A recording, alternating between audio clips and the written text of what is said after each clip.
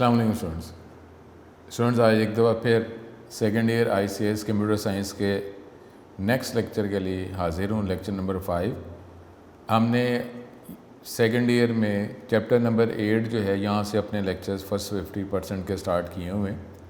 तो हमने initial level पे प्रोग्राम क्या होता है, लैंग्वेज क्या है, different types of programming languages की दो जो कैटेगरीज़ हैं, हाई लेवल लो लेवल, वो डिस्कस किया। उसके बाद characteristics of high level language जो है वो हमने डिस्कस की, क्योंकि ये जो टॉपिक हैं ये क्योंकि सी लैंग्वेज जो है ये भी हाई लेवल लैंग्वेज की कैटेगरी को ही बिलोंग करती है। तो हम उसी लाइन पर हम चल रहे हैं कि लैंग्वेज क्या है और हाई लेवल लैंग्वेज की कैरेक्टरिस्टिक्स क्या हैं, और यहीं से आज का लेक्चर जो है हम स्टार्ट करेंगे। जो टाइप्स ऑफ लैंग्वेज ट्रांसलेटर्स ये टॉपिक था, यही इसी टॉपिक से आज का लेक्चर हम स्टार्ट करेंगे। स्टूडेंट आज का लेक्चर स्टार्ट करते हैं। Lecture number 5 chapter number 8 getting started with C. अभी हम लैंग्वेज से related general theoretical topics theory जो है वो हम डिस्कस कर रहे हैं। तो हमने जो प्रीवियस लेक्चर से ये टॉपिक स्टार्ट किया हुआ था उसको आज कंप्लीट और आगे फर्दर फिर अपने सी लैंग्वेज की तरफ इंशाल्लाह ताला चलेंगे। वो टॉपिक जो हम डिस्कस कर रहे थे वो है लैंग्वेज प्रोसेसर्स और ट्रांसलेटर्स। ये ऑलरेडी हमें प्रीवियस कंप्यूटर का नॉलेज से ही हमें पता है, फर्स्ट ईयर के हवाले से या जनरल हमें पता है कि कंप्यूटर जो है वो उसका बेसिक सिस्टम वो बाइनरी सिस्टम है, यानी 0 और 1 का कम्बिनेशन। तो हम कोई भी लैंग्वेज यूज़ करें, कोई भी हम सॉफ्टवेयर यूज़ करें, तो अब उस लैंग्वेज को डेफिनेटली हमें बाइनरी लैंग्वेज में, बाइनरी सिस्टम में 0-1 के कम्बिनेशन में ट्रांसलेट कन्वर्ट करना ही पड़ेगा, क्योंकि कंप्यूटर जो है वो सिर्फ बाइनरी लैंग्वेज जो है उसी को अंडरस्टैंड करता है। तो अब हमारी लैंग्वेज जो कंप्यूटर को डाटा प्रोवाइड करने के लिए हम यूज़ कर रहे हैं, जो यूज़र लैंग्वेज, अगर वो बाइनरी लैंग्वेज नहीं है तो उसको डिफरेंट तरीक़ों से, डिफरेंट मेथड से, और डेफिनेटली अगर हम कंप्यूटर सिस्टम यूज़ कर रहे हैं जो हार्डवेयर और सॉफ्टवेयर का कम्बिनेशन होता है तो उसमें डिफरेंट मेथड हम नॉर्मली सॉफ्टवेयर्स की बात करते हैं, तो जिसके ज़रिए यूज़र लैंग्वेज जो बाइनरी लैंग्वेज के अलावा कोई और लैंग्वेज है तो उसको बाइनरी लैंग्वेज में कन्वर्ट करने के लिए सॉफ्टवेयर जो यूज़ करना पड़ेगा। तो उस टॉपिक का नाम है लैंग्वेज प्रोसेसर्स और ट्रांसलेटर्स। डिफरेंट अगर, क्योंकि एक मेथड जो है वो वैसे भी मुनासिब नहीं होता लॉजिकली, लेकिन फिर भी एनहांसमेंट होती रहती है, तो लैंग्वेज प्रोसेसर्स ट्रांसलेटर्स एक से ज़्यादा अवेलेबल हैं। हर एक लैंग्वेज ट्रांसलेटर का मकसद तो किसी भी लैंग्वेज, यूज़र लैंग्वेज को बाइनरी लैंग्वेज में ही कन्वर्ट करना है, लेकिन उसके अंदर उसके मेथड, उसकी कुछ एफिशिएंसी किसी की कम है, किसी की ज़्यादा है। तो different language processors translators available हैं। हर एक का मकसद वही है 0-1 में कन्वर्ट करना। Computer understand only machine language 0s and 1s, program written high level language हो या असेंबली लैंग्वेज हो जो हम लो लेवल लैंग्वेज की कैटेगरी में ये फॉल करती है, उसको डायरेक्टली एग्जीक्यूट नहीं किया जा सकता, इसलिए उसको डेफिनेटली मशीन लैंग्वेज में कन्वर्ट करना है। लैंग्वेज प्रोसेसर ट्रांसलेटर ये वो सिस्टम सॉफ्टवेयर की वो टाइप है जिसमें प्रोग्राम जो है जो हम हाई लेवल लैंग्वेज में लिखते हैं या असेंबली लैंग्वेज में लिखते हैं उसको मशीन लैंग्वेज में कन्वर्ट किया जाता है। Every computer language has its own translator. कोई भी जो कंप्यूटर लैंग्वेज, जो कंप्यूटर प्रोग्राम बनाने के लिए हम यूज़ करते हैं अपनी रिक्वायरमेंट गेट करने के लिए, उसके बैकग्राउंड में डिफरेंट ट्रांसलेटर, डिफरेंट कैटेगरी का ट्रांसलेटर अवेलेबल होता है। लेकिन हर लैंग्वेज के बैकग्राउंड में स्टूडेंट माइंड में रखें कोई ना कोई ट्रांसलेटर ज़रूर अवेलेबल है कि अगर वो लैंग्वेज बाइनरी लैंग्वेज नहीं है। तो अब हमारे पास ट्रांसलेटर्स जो अवेलेबल हैं वो कंपाइलर, इंटरप्रेटर और असेंबलर, तीनों जो टाइप ऑफ ट्रांसलेटर उनका आउटपुट जो है वो तो बाइनरी लैंग्वेज ही बनेगी, लेकिन हर एक की डेफिनेटली वर्किंग जो है एफिशिएंसी कुछ कम ज़्यादा हो सकती है एनवायरनमेंट के हवाले से। अब हमारे पास जो कंपाइलर हम डिस्कस कर रहे थे, अब कंपाइलर की हम बात जो कर रहे थे कि कंपाइलर जो ट्रांसलेटर है वो हमारे पास जो एक बड़ा एनवायरनमेंट है डेवलपमेंट का, और बड़ी लैंग्वेज जो बड़े एनवायरनमेंट को फुलफ़िल करने के लिए, प्रोग्राम को लिखने के लिए यूज़ की जाती है, तो उसके बैकग्राउंड में कन्वर्टर, ट्रांसलेटर, कंपाइलर होता है। अब वो कंपाइलर जो है, जिस तरीके से हम बात करते हैं कि कंप्यूटर सिस्टम जो है वो डिफरेंट फ़िज़िकल लोकेशन से डिफरेंट कंपोनेंट्स डिवाइसेस की मदद से सिस्टम को यूज़ किया जा सकता है और वो फ़िज़िकली मुख्तलिफ़ जगहों पे ही अवेलेबल हैं। मुख्तलिफ़ तरह के हार्डवेयर और सॉफ्टवेयर भी यूज़ किया जा रहा है। तो कंबाइनली जो है हर कोई जो है कंप्यूटर सिस्टम को यूज़ कर रहा है डाटा प्रोवाइड करने के लिए और सिस्टम से डाटा इंफॉर्मेशन आउटपुट गेट करने के लिए। तो अब ये कंपाइलर जो है is a program that converts program in high level language into machine language as a whole. अब एज ए होल का मतलब यहीं से बात चल रही है कि जो डिफरेंट सॉफ्टवेयर डेवलपर्स जो हमारे पास किसी सॉफ्टवेयर डेवलपमेंट ऑर्गेनाइजेशन से बिलोंग करते हैं, अब उसमें जिस तरह अभी ये करंट क्राइसिस है इसमें वर्क फ्रॉम होम का फ़ीचर जो है ये फंक्शन बहुत ज़्यादा वर्क कर रहा है। डिफरेंट सॉफ्टवेयर हाउसेस जो हैं उनके जो डेवलपर्स हैं वो घर में रहते हुए घर से ही सिस्टम से कनेक्ट हो रहे हैं और सिस्टम को डिफरेंट कंपोनेंट्स को अपडेट कर रहे हैं, एनहेंस कर रहे हैं और डिफरेंट कंप्यूटर यूज़र्स जो प्रोग्राम को यूज़ कर रहे हैं, सिस्टम को यूज़ कर रहे हैं, उनके डिफरेंट प्रॉब्लम्स को, क्यूरीज़ को घर रहते हुए ही डेफिनेटली कंप्यूटर सिस्टम को यूज़ करते हुए उन सारे प्रॉब्लम्स को सॉल्व कर रहे हैं। और इसमें सिस्टम को अपग्रेड करना है वो किया जा रहा है। लेकिन अगर रेयरली किसी जगह पर जब फिज़िकली एक्सेस रिक्वायर है तो फिर तो डेफिनेटली ऑर्गेनाइजेशन में वो उस जगह पे उस जोग्राफिकल एरिया में आना पड़ेगा। लेकिन फिर भी सॉफ्टवेयर डेवलपर्स जो हैं वो वर्क फ्रॉम होम के फीचर से ही ये कंप्यूटर सिस्टम को अपग्रेड, एनहेंस या उसके प्रॉब्लम्स को सॉल्व कर रहे हैं। तो इसलिए अब ऐसे एनवायरनमेंट में जहाँ पे डिफरेंट जोग्राफिकल एरिया से सिस्टम को यूज़ किया जा रहा है तो अब उसमें जो डेवलपर्स हैं या कंप्यूटर यूज़र्स वो कंप्यूटर सिस्टम को यूज़ करने के लिए लैंग्वेज जो इस्तेमाल कर रहे हैं वो अदर देन बाइनरी लैंग्वेज है। तो अब इस बड़े एनवायरनमेंट में यूज़र लैंग्वेज को बाइनरी लैंग्वेज में कन्वर्ट करने का जो लैंग्वेज प्रोसेसर या ट्रांसलेटर है उसको कंपाइलर कहा जाता है। तो ये हम आजकल की वर्किंग के हवाले से भी आपको ये बात बताई, तो इसलिए एज ए होल को ज़रा अंडरस्टैंड करें। The compiler converts the source program और program into machine code. Source program या प्रोग्राम एक ही बात है। डेवलपर जो प्रोग्राम लिखता है सॉफ्टवेयर को बनाने के लिए उसको सोर्स कोड, सोर्स प्रोग्राम कहा जाता है।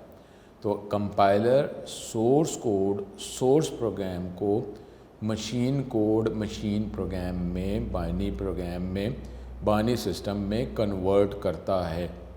अब वो जो प्रोग्राम जो कंपाइलर ने प्रोसेस करने के बाद कन्वर्ट किया मशीन कोड में, उस मशीन कोड प्रोग्राम को ऑब्जेक्ट प्रोग्राम कहते हैं। इसका मतलब क्या हुआ, कंपाइलर की इनपुट क्या होगी, सोर्स कोड और सोर्स प्रोग्राम, और कंपाइलर की आउटपुट होगी ऑब्जेक्ट कोड और ऑब्जेक्ट प्रोग्राम। ठीक है, तो ये इस बात को आप क्लियर करें। उसके बाद कंपाइलर जो है ट्रांसलेट दी सोर्स कोड और program into object code as a whole. और एज ए होल की बात अभी हमने डिस्कस की है कि डिफरेंट सॉफ्टवेयर डेवलपर्स, क्योंकि देखें करंट क्राइसिस में अब जो सॉफ्टवेयर डेवलपर्स हैं जो सॉफ्टवेयर को डेवलप कर रहे हैं वो फिज़िकली ऑफिस में, सॉफ्टवेयर हाउस में अवेलेबल नहीं है। डिफरेंट फिज़िकल लोकेशन से सिस्टम को एक्सेस करके सॉफ्टवेयर को डेवलप, एनहेंस, मॉडिफाई कर रहे हैं। तो एज ए होल की बात आपको आजकल के एनवायरनमेंट से समझ आ जानी चाहिए कि हर कोई जो है अपने घर में, अपने डिफरेंट फिज़िकल लोकेशन में वर्किंग कर रहा है। तो फिर कंपाइलर वो जो कंप्लीट होल प्रोग्राम जो हर फिज़िकल लोकेशन में उसको एक्सेस, मॉडिफाई, एनहेंस, क्योंकि हर सॉफ्टवेयर डेवलपर की अपनी वर्किंग है, अपनी फंक्शनलिटी जो वो प्रोवाइड करता है, जो उसको ड्यूटी असाइन की जाती है। तो एज ए होल को ज़रा माइंड में रखें कि कंबाइनली जो है वो हर कोई जो है अपने एंड पे जो उसको ड्यूटी असाइन की गई है, जो उसका वर्कलोड है, वो वर्किंग करके अब कंपाइलर तो एज ए होल पूरा सोर्स कोड, पूरे प्रोग्राम को ही कन्वर्ट करेगा। दिस ऑब्जेक्ट कोड मे और may not be the complete machine code. और ये जो बात सेंटेंस है ये सी लैंग्वेज के हवाले से हम बात कर रहे हैं कि अभी जो हमने बात की कि कंपाइलर जो है सोर्स कोड को मशीन कोड में कन्वर्ट कर देता है, लेकिन अब ये यहाँ पे सेंटेंस ये आ रहा है सी लैंग्वेज के हवाले से कि अब ये कंपाइलर जो सोर्स कोड को ऑब्जेक्ट कोड में कन्वर्ट करेगा। तो अभी जनरल तो हमारी डेफिनेशन लॉजिक वही रहेगा कि इसको वो मशीन कोड में कन्वर्ट करता है, लेकिन अब सी लैंग्वेज के हवाले से ये टेक्निकल बात आ रही है, लॉजिकली वही रहेगी। टेक्निकल ये है कि जो ऑब्जेक्ट कोड जो कंपाइलर ने सोर्स कोड को कन्वर्ट करके ऑब्जेक्ट कोड बनाया है, तो ये हो भी सकता है कि ये वो कंप्लीट मशीन कोड ही हो, और ये भी हो सकता है कि वो मशीन कोड ना हो लेकिन फिर भी वो कन्वर्टेड प्रोग्राम है, मज़ीद कोई प्रोसेसिंग करके उसको मशीन कोड में कन्वर्ट किया जाएगा। लेकिन अब एज ए लॉजिक वही रहेगा कि जी ये कंपाइलर जो है सोर्स कोड को मशीन कोड में ही कन्वर्ट करता है, लेकिन यहाँ पे एक स्टेप जो है वो हमें सी लैंग्वेज के एनवायरनमेंट के अकॉर्डिंगली करना पड़ेगा कि अगर ये ऑब्जेक्ट कोड मशीन कोड है तो ज़ाहिर है फिर तो डायरेक्टली इसको एग्जीक्यूट कर दिया जाएगा, लेकिन अगर ये ऑब्जेक्ट कोड मशीन कोड नहीं है, कुछ डिफरेंस है, तो डेफिनेटली किसी और स्टेप से जो सी लैंग्वेज के एनवायरनमेंट को ही यूज़ करके किया जाएगा। ठीक है, परेशान होने की ज़रूरत नहीं है, आगे लेक्चर आएंगे उसमें क्लियर हो जाएगा। तो ये मशीन कोड हो भी सकता है और नहीं भी, लेकिन लॉजिकली वही रहेगा कि ये सोर्स कोड को ऑब्जेक्ट कोड मशीन कोड में कन्वर्ट करता है।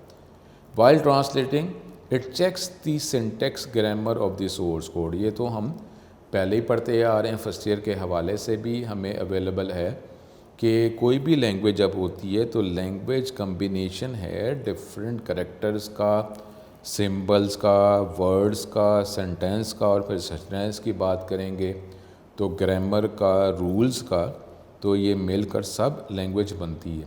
तो इसी तरीके से अब ये जब इसको ट्रांसलेट कर रहा है कंपाइलर, ऑब्जेक्ट कोड में कन्वर्ट कर रहा है, तो पहले वो जो ये लैंग्वेज जिस भी लैंग्वेज में वर्किंग की जा रही है हाई लेवल लैंग्वेज, क्योंकि अभी सी का एग्जैक्ट वर्ड अभी हमारे लेक्चर्स में नहीं आया, इसके एंड पे और फिर नेक्स्ट लेक्चर में सी का वर्ड आना शुरू हो जाएगा। अभी हम जनरल जो है हाई लेवल लैंग्वेजेस और कंपाइलर एनवायरनमेंट की बात कर रहे हैं। तो अब इसमें जो भी हम लैंग्वेज हाई लेवल की इस्तेमाल करते हैं, कोई भी लैंग्वेज इस्तेमाल करते हैं, आइदर असेंबली लैंग्वेज, तो लैंग्वेज में ये सिंबल्स वर्ड्स लिखने के कुछ स्टाइल, रूल्स, ग्रामर होती है। तो ये कंपाइलर जो है उस ग्रामर को चेक करेगा, और अगर उसमें एरर नहीं होगा तो फिर ही वो ऑब्जेक्ट कोड को, सोर्स कोड को ऑब्जेक्ट कोड में कन्वर्ट करेगा।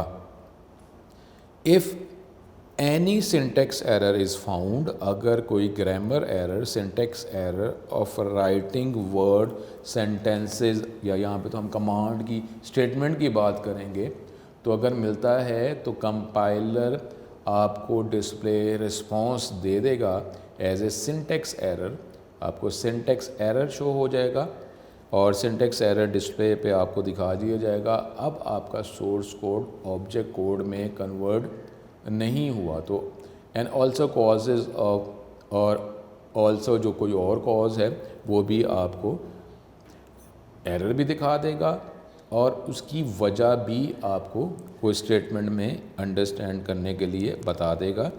और सी लैंग्वेज के लिए तो ये भी कहा जाता है कि अगर एरर्स आते हैं तो एरर्स ही हमारी लैंग्वेज की अंडरस्टैंडिंग में हमें हेल्प प्रोवाइड करते हैं। यानी अगर एरर आ जाए, अब एरर तो आया लेकिन साथ वो brief description of the error जो है वो भी शो करेगा। तो जब वो आपको हेल्प प्रोवाइड कर रहा है कि एरर क्या है, इसकी क्या वजह है, तो उससे भी आपकी इस एनवायरनमेंट की या इस वर्किंग जो इसमें सी लैंग्वेज में की जाती है उसकी अंडरस्टैंडिंग में आपको बहुत ज़्यादा हेल्प होती है।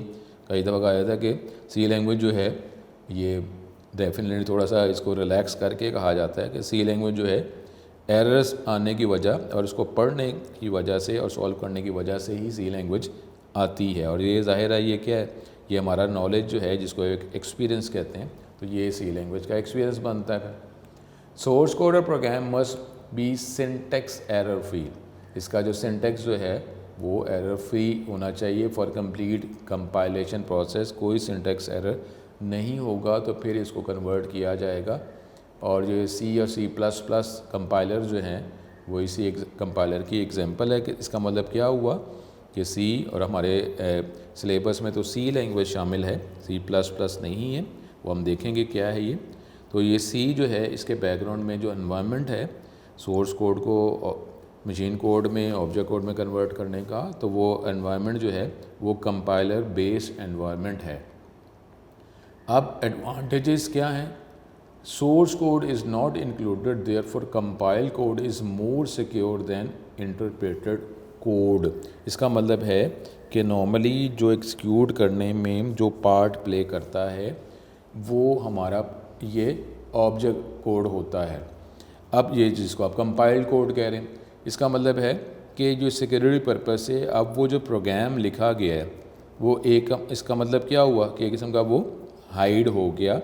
अब जब कन्वर्ट करके ऑब्जेक्ट कोड बना या ये कंपाइल्ड कोड बना, इसी को फर्दर एग्जीक्यूशन में यूज़ किया जाएगा। वो जो प्रोग्राम जो यूज़र लैंग्वेज में या इंग्लिश की तरह सी लैंग्वेज की स्टेटमेंट में बनाया गया है वो रिक्वायर नहीं है, वो शो नहीं किया जाएगा। इसका मतलब क्या हुआ कि जो प्रोग्राम जो चल रहा है वो ऑब्जेक्ट कोड रिक्वायर है, जो कन्वर्ट किया गया है वही रिक्वायर था, तो उसकी मदद से प्रोग्राम चल रहा है। इसका मतलब है उस एनवायरनमेंट में उस सोर्स कोड जो है वो अवेलेबल ही नहीं, क्योंकि कन्वर्ट कर दिया। अगर कोई गेट करेगा भी तो वो ऑब्जेक्ट कोड उसे मिलेगा, और ऑब्जेक्ट कोड कन्वर्टेड प्रोग्राम है।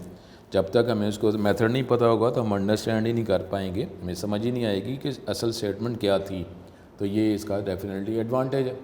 उसके बाद अब tends to produce faster code than interpreting source code. अब इसमें क्या है, क्योंकि ये कंपाइलर और ये जो आगे जो दूसरा ट्रांसलेटर हम इंटरप्रेटर पढ़ेंगे, तो इंटरप्रेटर पढ़ाने के बाद मैं दोबारा इनको कंबाइनली कंक्लूड कर दूंगा। तो उसमें जो है अब हमें, क्योंकि ये कंपाइल्ड कोड ऑब्जेक्ट कोड ही रिक्वायर है, सोर्स कोड हमें रिक्वायर ही नहीं है। लेकिन जब इंटरप्रेटर की भी हम जो बात करेंगे उसमें जो है ऑल द टाइम उसको दोबारा वही प्रोग्राम दोबारा चलाना है या कन्वर्ट करके चलाना है, एनहेंस करके चेंज करके चलाना है, तो हमें वो सोर्स कोड जो है वो रिक्वायर होता है। अगर वही प्रोग्राम दोबारा ही चलाना है तो फिर दोबारा सोर्स कोड चाहिए होगा। ये अभी स्टूडेंट इंटरप्रेटर का जो टॉपिक आपको क्लियर करूँगा, उसके बाद आपको ये दोबारा कंक्लूड कर दूँगा। तो क्योंकि अब इसमें कंपाइलर में फास्टर कोड का मतलब ये हो गया कि सोर्स कोड एक दफ़ा अगर वही प्रोग्राम बार बार चलाना है आपने, तो उसके लिए सोर्स कोड ऑब्जेक्ट कोड में कन्वर्ट हो गया है। तो अब दोबारा प्रोग्राम चलाने के लिए हमें अब सोर्स कोड की ज़रूरत नहीं है। वो जो ऑब्जेक्ट कोड जो कन्वर्टेड प्रोग्राम या कंपाइल्ड प्रोग्राम कोड है उसी को मज़ीद एग्जीक्यूट करने के लिए इस्तेमाल किया जाएगा। तो इसलिए ये फास्टर कोड जो है ये हमें प्रोवाइड करता है, फास्टर रिस्पॉन्स देता है एज़ कम्पेयर विद इंटरप्रेटर, क्योंकि इंटरप्रेटर में सोर्स कोड की हमें ज़रूरत रहती है अगर वही प्रोग्राम बार बार एग्जीक्यूट करना है। उसके बाद अब ये जो कंपाइलर जो है ये एक एग्जीक्यूटेबल फ़ाइल बना देता है। अब एग्जीक्यूटेबल फ़ाइल जो है ये तो वो हम बात कर रहे हैं, ये वो एग्जैक्ट हमारा ये जो बाइनरी कोड की जो हम बात कर रहे हैं कि मशीन कोड, ये वो एग्जीक्यूटेबल फ़ाइल ये बना देता है, क्रिएट कर देता है, और किसी भी ये परमानेंट स्टोरेज डिवाइस पर ये फ़ाइल मौजूद होती है। तो अब जो है हमें ये जो सोर्स फाइल की बात कर रहे हैं, या अगर हम कह रहे हैं कि जी वो ऑब्जेक्ट कोड जो है वो मशीन कोड एग्जैक्टली होता है या नहीं होता, लेकिन अब ये जो स्टेप की हम बात कर रहे हैं, ये एडवांटेज की जो बात कर रहे हैं, जब एग्जीक्यूटेबल फ़ाइल बन गई, अब ये एग्जीक्यूटेबल फ़ाइल जो है चाहे ये कंप्लीट ये ऑब्जेक्ट फ़ाइल थी या मज़ीद काम किया गया, लेकिन जब एग्जीक्यूटेबल फ़ाइल बन गई है तो अब जो है हमें ये सोर्स कोड, और अगर वो एग्जीक्यूटेबल फ़ाइल नहीं थी, कोई और कन्वर्टेड फ़ाइल एग्जीक्यूटेबल फ़ाइल नहीं थी, तो अब हमें उसकी ज़रूरत नहीं है। अब हमारी जो ये एग्जीक्यूटेबल फ़ाइल जो एग्जैक्ट जो है ये बाइनरी कोडेड फाइल जो है ये बन गई, मशीन कोड फाइल बन गई, ये मशीन कोड बन गया हुआ है, दोबारा वही प्रोग्राम बार बार चलाना है तो उसी को एग्जीक्यूट कर दिया जाएगा, हमें किसी की भी ज़रूरत नहीं है। लेकिन इंटरप्रेटर की बात की जाएगी तो हमें इसकी ज़रूरत होती है। तो ये जो है ये भी प्रोग्राम की वर्किंग दोबारा फास्ट वर्किंग एग्जीक्यूशन के लिए ये भी कंपाइलर का एडवांटेज होता है कि हमें सोर्स कोड की ज़रूरत ही नहीं है। अब एग्जीक्यूटेबल फाइल बन गई है, अब किसी भी चीज़ की ज़रूरत नहीं है। अब हमें जो सी लैंग्वेज का जो एनवायरनमेंट है, जो सोर्स कोड को ऑब्जेक्ट कोड में, और ऑब्जेक्ट कोड अगर वो मशीन कोड नहीं है तो फिर मशीन कोड में कन्वर्ट कर रहा है। लेकिन अब ये एग्जीक्यूटेबल फाइल या मशीन कोड फाइल बन गई है तो अब हमें किसी भी चीज़ की ज़रूरत नहीं, सिर्फ वो फाइल जो है कहीं पर अगर हम उसको एग्जीक्यूट करते हैं तो सी लैंग्वेज जो हमें इंस्टॉल करने के लिए ज़रूरत है, हमें उसकी भी अब ज़रूरत नहीं होगी। अब वो प्रोग्राम जस्ट वो एग्जीक्यूटेबल फाइल को चलाने से, क्लिक करने से ही वो प्रोग्राम हमारा चलता रहेगा। सी लैंग्वेज अगर उस एनवायरनमेंट में अवेलेबल नहीं है फिर भी हमारा ये प्रोग्राम जो चलता रहेगा, क्योंकि हम प्रोग्राम जब चलाते हैं तो उसकी आउटपुट नॉर्मली हम देख रहे होते हैं। प्रोग्राम जो है वो बनाने के लिए कौन सी स्टेटमेंट इस्तेमाल की गई हैं वो तो यूज़र को तो नहीं ना चाहिए, यूज़र को तो अपना रिस्पॉन्स और कम्युनिकेशन सिस्टम से कैसे करनी है वो बस रिक्वायर होता है। तो वो सिस्टम से कम्युनिकेशन कर रहा है, सिस्टम को डाटा प्रोवाइड भी कर रहा है और सिस्टम जो है उसको आंसर रिस्पॉन्स भी प्रोवाइड करता जा रहा है। तो यूज़र जो है, जो कंप्यूटर यूज़र है, जो सॉफ्टवेयर यूज़र है, उसको तो अपनी सारी रिक्वायरमेंट उसको पूरी हो रही हैं, उसको ये कंसर्न तो नहीं है कि बैकग्राउंड में कौन सी लैंग्वेज इस्तेमाल की गई है और इसकी स्टेटमेंट्स क्या हैं, उसका तो मकसद पूरा हो रहा है। तो ये भी इसका एक एडवांटेज है। अगर हम बात करते हैं डिसएडवांटेज की, तो object code needs to be produce before a final executable file, this can be a slow process. ये जो हम बात कर रहे हैं कि जो फाइनल एग्जीक्यूटेबल फाइल है, इससे पहले जो है हमें ऑब्जेक्ट कोड जो है वो बनाना पड़ता है। इसका मतलब है कि डायरेक्ट जब हम सोर्स कोड को कंपाइलर से कन्वर्ट कर रहे हैं तो ये एग्जीक्यूटेबल फाइल नहीं बन रही, बल्कि ये ऑब्जेक्ट कोड बना रहा है और इस ऑब्जेक्ट कोड को फिर हमें एग्जीक्यूटेबल फाइल में कन्वर्ट करना पड़ेगा। तो ये एक स्टेप एक्स्ट्रा हो जाएगा। लॉजिक आपका स्टूडेंट वही रहना चाहिए कि सोर्स कोड को ऑब्जेक्ट कोड में या मशीन कोड में कन्वर्ट किया जाएगा और कंप्यूटर जो है सिस्टम मशीन कोड को ही अंडरस्टैंड करता है। तो मशीन कोड में फाइनली अगर पहले हो चुका है स्टेप नहीं तो फिर हमें मशीन कोड में कन्वर्ट तो करना ही है। तो यहाँ पे ये हमारे पास एक स्टेप जो है बढ़ जाएगा, क्योंकि ऑब्जेक्ट कोड जो है वो फाइनल एग्जीक्यूटेबल फाइल नहीं है, तो उसको एग्जीक्यूटेबल फाइल बनाने के लिए हमें कोई मज़ीद स्टेप जो है सी लैंग्वेज के एनवायरनमेंट में करना पड़ता है। तो जो एक्स्ट्रा स्टेप कर रहे हैं तो प्रोसेस जो है एग्जीक्यूशन का स्लो हो जाएगा। अब source code must be 100% correct for the executable file to be produce, definitely, क्योंकि सोर्स कोड जो है, अब सोर्स कोड को जब ऑब्जेक्ट कोड में कन्वर्ट कर रहे हैं तो हम जो अभी ग्रामर की बात कर रहे हैं, रूल्स की बात कर रहे हैं, तो वो भी हमें फुलफ़िल करना है। तो इसका मतलब है लिंक तो डेफिनेटली यही है कि सोर्स कोड जो एरर फ्री होगा तो फिर ऑब्जेक्ट फाइल बनेगी। ऑब्जेक्ट फाइल अगर कंप्लीट मशीन कोड नहीं है तो फिर कोई स्टेप लेकर उसको एग्जीक्यूटेबल फाइल में मशीन कोड में कन्वर्ट करना पड़ेगा। लेकिन चेंज जो है उसमें कहीं पे भी एरर नहीं होगा, तो फिर ही एक स्टेप से अगले स्टेप, और वो स्टेप जो है अगर वो अपनी वर्किंग फंक्शनैलिटी अगर आपने पूरी कर दी है तो फिर आप अगले स्टेप में ही जाएंगे और ये चेन में ही स्टेप्स ऐसे ही चलेंगे। इसी चैप्टर में हमारे पास क्वेश्चन भी मौजूद है कि ये स्टेप्स क्या होते हैं, कैसे वर्किंग की जाती है, वो हम डिस्कस को भी करेंगे। उसके बाद अब जो अगली जो कैटेगरी है ट्रांसलेटर की, वो हम इंटरप्रेटर की बात कर रहे हैं। अब ये इंटरप्रेटर जो है, अब जिस तरह हम कंपाइलर की बात कर रहे थे कि वर्क फ्रॉम होम की बात कर रहे हैं और different software developers same computer system को, सॉफ्टवेयर को, एप्लीकेशन को मुख्तलिफ़ जगहों से उसको ऑपरेट कर रहे हैं, मैनेज कर रहे हैं और यूज़र्स की ये जो प्रॉब्लम्स, क्यूरीज जो हैं डिफरेंट फिज़िकल लोकेशन से उसको सॉल्व कर रहे हैं। लेकिन जब इंटरप्रेटर की बात करते हैं तो सुन, ये जो हम वक्त के साथ साथ जिस तरीके से हमने स्कूल लेवल पे हम पढ़ते हैं और फिर अब हम इंटर लेवल पे हैं, ये हम जो नॉलेज कट कर रहे हैं, तो मेन लॉजिक तो वही रहता है, वो उसी में एनहेंसमेंट आती रहती है। अब कभी ये भी होता है कि लेवल वाइज जो है कोई एक बात जो है आपको जितनी नॉलेज को गेट करने की, ग्रैस्प करने की फैसिलिटी होती है, उसी रेशो को, उसी नॉलेज को आपके अंडरस्टैंड करने की जो आपकी कैपेसिटी है उसको ज़हन में रखते हुए ही आपको नॉलेज प्रोवाइड किया जाता है।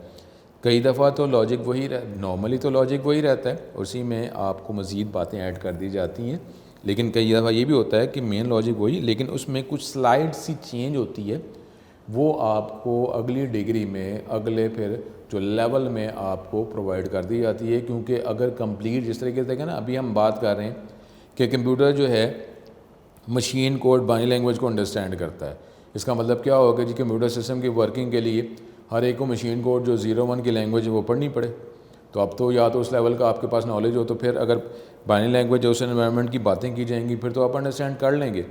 लेकिन अगर वो नहीं है तो आपको इनिशियल लेवल पे डायरेक्टली बाइनरी लैंग्वेज का नॉलेज जो है अगर प्रोवाइड कर दिया जाए तो वो आपके लिए अंडरस्टैंडेबल ही नहीं होगा। तो इसलिए मुख्तलिफ लेवल्स पे मुख्तलिफ एनवायरनमेंट सीखते हुए फिर ही अगर आप उसी फील्ड में जो है वर्किंग कर रहे हैं, फील्ड अगर चेंज नहीं कर रहे तो डेफिनेटली फिर आप आगे से आगे फर्दर नॉलेज आपको मिलेगा और फाइनली कभी आप उस लेवल पे आएंगे कि फिर आपको बाइनरी लैंग्वेज जो है उसकी अंडरस्टैंडिंग भी आपको होगी और बाइनरी लैंग्वेज में आप वर्किंग भी कर रहे होंगे। लेकिन अब यहाँ पे बात जो है इंटरप्रेटर जो है ये computer program that is used to directly execute program instruction written using one of the many high level language. ये भी हाई लेवल लैंग्वेज जो है उसके बैकग्राउंड में एक और एनवायरनमेंट इंटरप्रेटर भी है। लेकिन यहाँ पे जिस तरह हम वास्ट एनवायरनमेंट की बात कर रहे हैं तो इंटरप्रेटर एनवायरनमेंट में इतना वास्ट एनवायरनमेंट नहीं होता। इसका मतलब है कि जो लिंकिंग वाला टॉपिक है एक दो जगहों पे, एक से ज़्यादा जगहों पे ठीक है अब लिंकिंग हो जाएगी।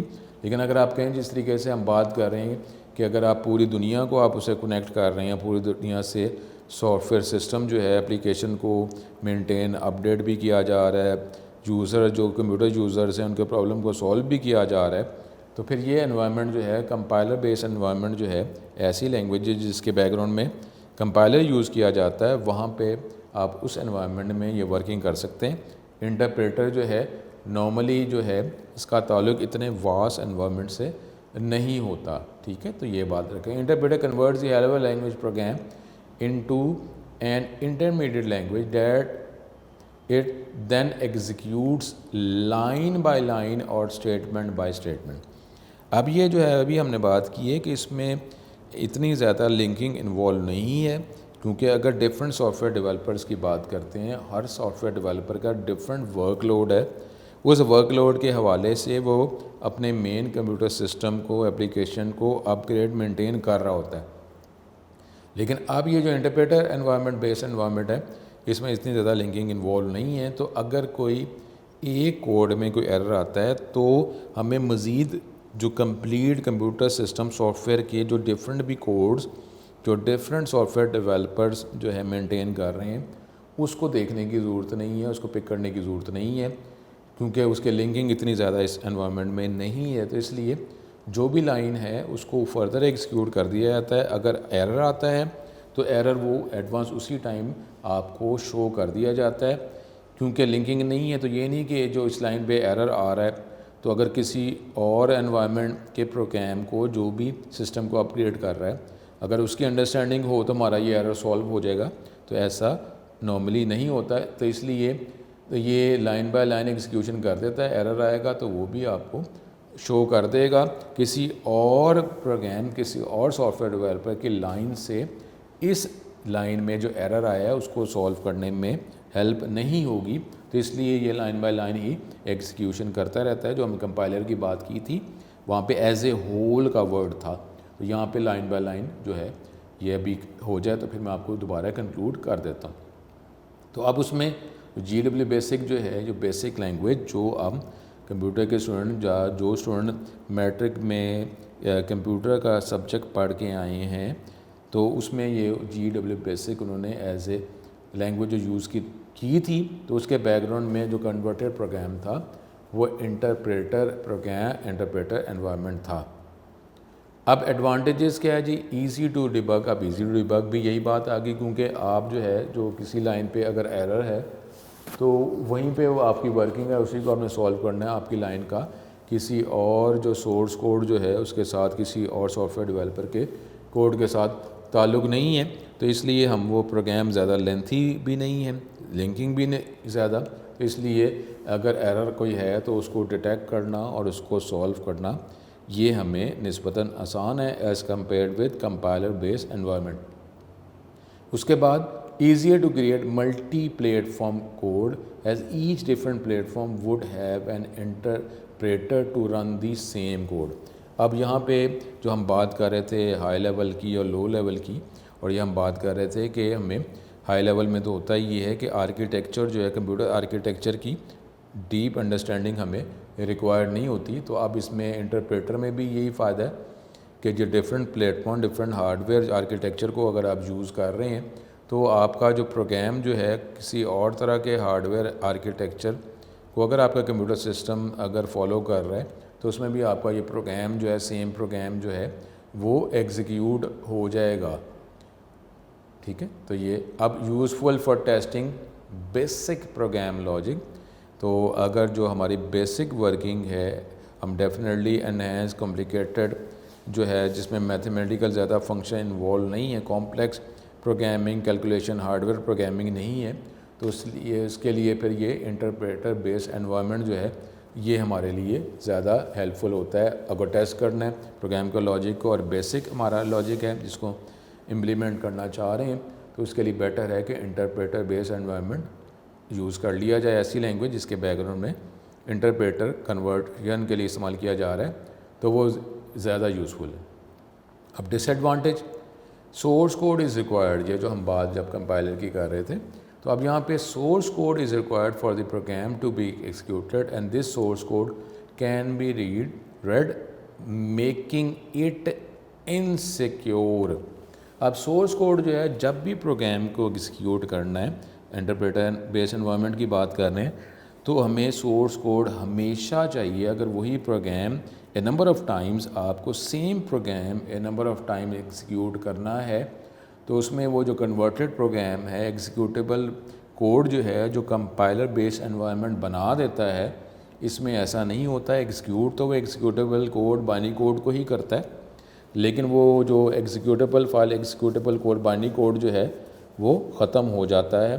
दोबारा आपने सेम प्रोग्राम जब चलाना है तो फिर सोर्स कोड को फिर दोबारा कन्वर्ट किया जाएगा फाइनली एग्जीक्यूटेबल कोड में, फिर एग्जीक्यूट किया जाएगा। वही प्रोग्राम दोबारा चलाना है तो फिर सोर्स कोड को कन्वर्ट किया जाएगा।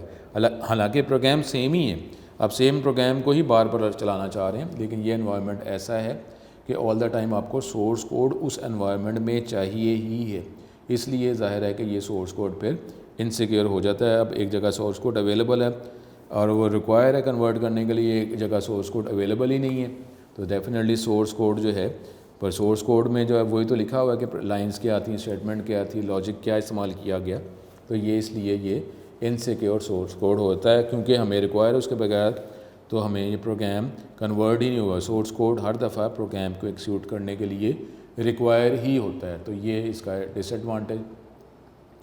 अब interpreters are generally slower than compiled program due to the per line translation method. Definitely इस तरीके से ये जो कंपाइल्ड प्रोग्राम जो है ये स्लो है एज़ कम्पेयर्ड विद ये कंपाइलर, क्योंकि हमें लाइन बाय लाइन एग्जीक्यूशन कर रहे हैं। अब लाइन बाय लाइन एग्जीक्यूशन, अब अगर लाइन बाय लाइन एग्जीक्यूशन हो रही है और एज ए होल आप कर रहे हैं, ठीक है, लिंकिंग का प्रोसेस इन्वॉल्व है, लेकिन इसमें फिर भी हमारे पास इसकी स्पीड कम होगी, क्योंकि एक तो ये है कि वो सोर्स कोड भी ऑल द टाइम हमें रिक्वायर है, तो इसकी स्पीड जो है उस हवाले से जो है कम हो जाएगी, क्योंकि लाइन बाय लाइन कर रहे हैं और एज ए होल जो स्पीड में कर रहे हैं। यानी इसका मतलब है जो अगर ज़्यादा बड़ी बात अगर ग्रैस्प कर सकता है, ज़्यादा नॉलेज उसके पास ज़्यादा है, ज़्यादा नॉलेज वो गेट कर सकता है, अंडरस्टैंड कर सकता है, और एक किसी को बात जो है बड़ी बात समझ नहीं आती, उसको छोटी छोटी बातें ही समझ आती हैं, तो इसलिए अगर बड़ी बात करें फिर वो भूल जाता है कि बात क्या की गई है। तो इसलिए यहाँ पे जो है ये इंटरप्रेटर का ये डिसएडवांटेज हो जाता है। ये जो आज के लिए हमारा लास्ट फिर ये है असेंबलर। तीसरी टाइप ऑफ कैटेगरी जो है ट्रांसलेटर की वो असेंबलर है। असेंबलर तो फिक्स हो गया कि जी ओनली असेंबली लैंग्वेज, जब आप असेंबली लैंग्वेज जो है प्रोग्राम बनाने के लिए यूज़ करते हैं तो उसके बैकग्राउंड में जो कन्वर्टेड प्रोग्राम जो कन्वर्ट करके बाइनरी कोड में कन्वर्ट करके प्रोग्राम को एक्सिक्यूट करता है वो असेंबलर ही होता है। इसका मतलब क्या हुआ कि असेंबलर जो है वो असेंबली लैंग्वेज है जिसमें प्रोग्राम बनाया जाता है, इसके सिंबल्स रूल्स हैं, सिंटेक्स है। तो असेंबली लैंग्वेज के प्रोग्राम को कन्वर्ट करने के लिए असेंबलर ही रिक्वायर है, तो ये माइंड में रखें। Computer can not really understand N assembly language program, क्योंकि ये बाइनरी लैंग्वेज नहीं है, बाइनरी कोड नहीं है। However it can easily change the program into machine code by replacing the words of the program with the numbers that they stand for. अब ये जो है कि अब ये देखें ना, अब ये स्पेसिफिक हो गया कि जी असेंबली लैंग्वेज प्रोग्राम उसको असेंबलर ही कन्वर्ट करेगा। और ये जो है आपको पता है स्टूडेंट कि असेंबली लैंग्वेज जो है लो लेवल लैंग्वेजेस की कैटेगरी को बिलोंग करती है ये लैंग्वेज। इसका मतलब है कन्वर्ट तो इसने भी होना है, लेकिन जितनी कन्वर्जन हाई लेवल लैंग्वेज के प्रोग्राम को रिक्वायर है उतनी कन्वर्जन इसको रिक्वायर नहीं है। तो इसका मतलब क्या होगा कि ये आप इसको ये जल्दी चेंज हो जाएगा। आप नॉलेज भी आपके पास असेंबली लैंग्वेज का आ चुका हुआ है, इसका मतलब है उससे कम जो है सिर्फ वो बाइनरी लैंग्वेज का नॉलेज ही रह गया। इसका मतलब क्या होगा, आपके पास काफ़ी वर्किंग काफ़ी नॉलेज अवेलेबल है प्रोग्राम लिखने का, अगर आप बाइनरी लैंग्वेज की बात करते हैं। बाइनरी लैंग्वेज का नॉलेज नहीं है, लेकिन उससे नियर नॉलेज आपके पास अवेलेबल है। Replacing the words of program with the number, इस असेंबली लैंग्वेज को सिम्बॉलिक लैंग्वेज भी कहा जाता है।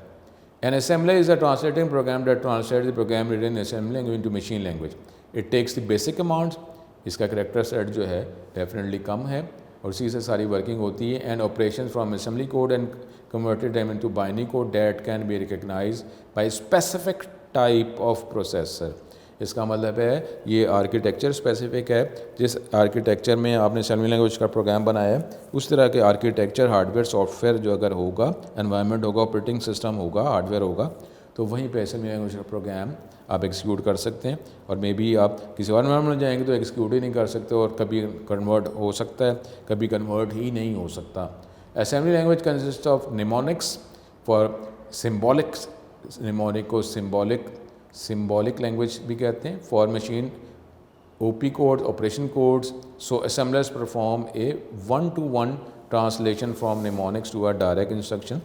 क्योंकि देखिए इतना नॉलेज हमारा असेंबली लैंग्वेज का आ गया हुआ है, हमें पता है कि कन्वर्ट होना होता है, लेकिन अब इसमें कन्वर्ट उतनी ज़्यादा रिक्वायर नहीं है क्योंकि आपके पास काफ़ी नॉलेज है असेंबली लैंग्वेज का।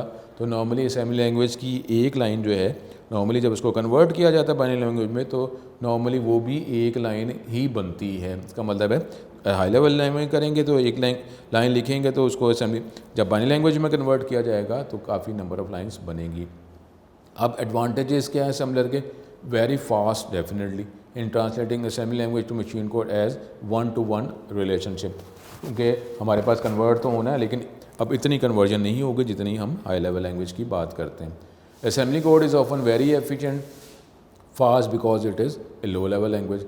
Assembly code is fairly easy to understand due to the use of English like mnemonics, symbols हैं, सिम्बल्स यूज़ किए जाते हैं, एब्रीविएशन यूज़ की जाती है। तो ये हमारे पास जो है अब डिसएडवांटेज, ये हमारे पास is written for a certain instruction set and processor, ये स्पेसिफिक जो आर्किटेक्चर है उसी में ये एग्जीक्यूट होगा। Assembly tends to be optimise for the hardware design for making it often incompatible with different hardwares में ये एग्जीक्यूट नहीं आप कर सकते। Lots of assembly code is needed to do relative simple task. ज़ाहिर है आपके पास नॉलेज काफ़ी ज़्यादा रिक्वायर होगा, तो फिर ये आप असेंबली लैंग्वेज का प्रोग्राम बना सकेंगे। ये आप अगली डिग्रीज़ में, बैचलर डिग्रीज़ के एडवांस सेमेस्टर्स में आप ये करेंगे। And complex program require lots of programming time. तो ये था हमारे पास आज का लेक्चर। यहाँ पे ये लेक्चर हम अपना ख़त्म करते हैं इंशाल्लाह ताला। अब इसके बाद जो स्पेसिफ़िकली जो है सी लैंग्वेज की ही बात की जाएगी इंशाल्लाह ताला। स्टूडेंट नेक्स्ट लेक्चर में आपसे दोबारा मुलाकात होगी। अस्सलाम वालेकुम।